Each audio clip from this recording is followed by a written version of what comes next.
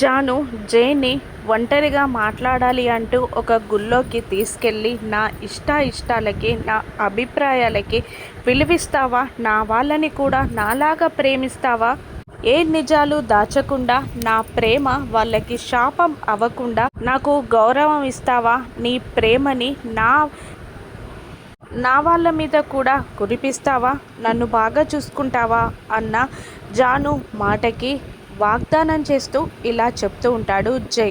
భూమాతల ఓర్పు సహనంతో ఉంటాను, అగ్నిలాగే ఎప్పుడు నిజాలే మాట్లాడతాను, నింగిలాగా నీకు గొడుగై ఉంటాను, ప్రాణవాయువులా మారి నీ ప్రాణాన్నే నేనవుతాను, నీకు నిరంతరం తోడుగా ఉంటాను, నీ ప్రాణాన్ని నేనవుతాను, నా ప్రాణం నువ్వే అని జానుకి జై ప్రమాణం చేయగానే జైని జాను నమ్ముతుంది. దాంతో మళ్ళీ పెద్దల సమక్షంలో సిద్ధు, తులసి, లక్ష్మి, శ్రీనివాస్ల సమక్షంలో జై జానులకి పెళ్లి ఏర్పాట్లు చేస్తారు.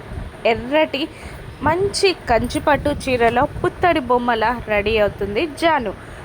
తెలుగింటి పంచకట్టులో జై కూడా పెళ్లి కొడుకులా ముస్తాబవుతాడు.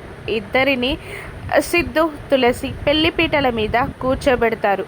ఫస్ట్ అల్లునికి కాళ్ళు కడిగి కన్యాదానం చేస్తారు లక్ష్మి, శ్రీనివాస్. ఆ తర్వాత ఒకరి తలపై ఒకరు జీలకర్ర బెల్లం పెట్టుకుంటారు, కళ్ళల్లోకి నవ్వుతూ చూసుకుంటూ జై జాను. ఆ తర్వాత అందరి సమక్షంలో జాను మెడలో మళ్ళీ 3 ముళ్ళు వేస్తాడు జై.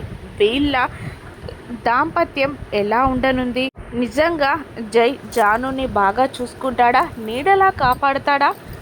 ఇప్పుడు జైకి వచ్చే కష్టాలేంటి, మంచిగా మారిన మనిషికి వచ్చే కష్టాలేంటో రాను ఎపిసోడ్స్లో చూద్దాం. Thank you for watching.